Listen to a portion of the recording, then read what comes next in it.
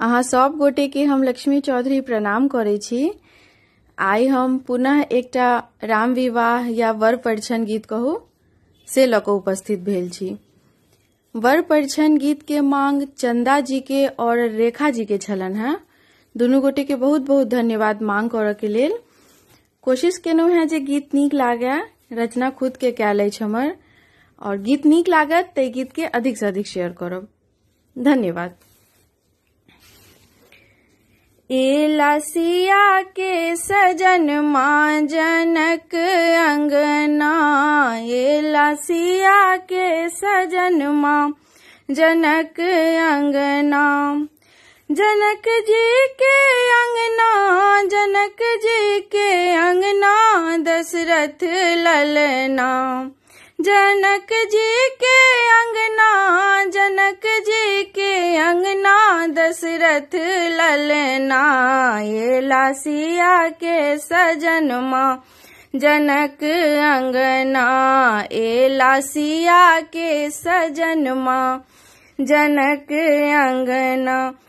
देखी रघुवर के शोभा भेल धरती मगन, देखी रघुवर के शोभा भेल धरती मगन, भेल धरती मगन, और मगन गगन भेल धरती मगन, और मगन गगन सोहे मिथिला,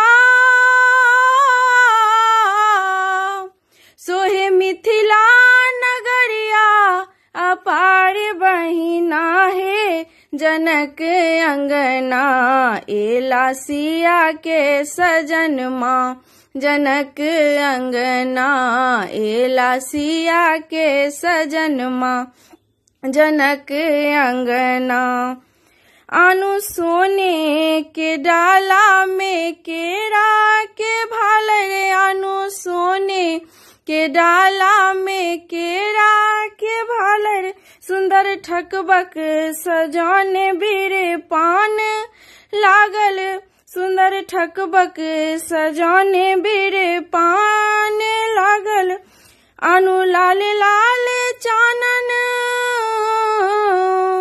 आनु लाल लाल चानन शोभत भाल बहिना है जनक अंगना, एला सिया के सजन माँ जनक अंगना, एला सिया के सजन माँ जनक अंगना।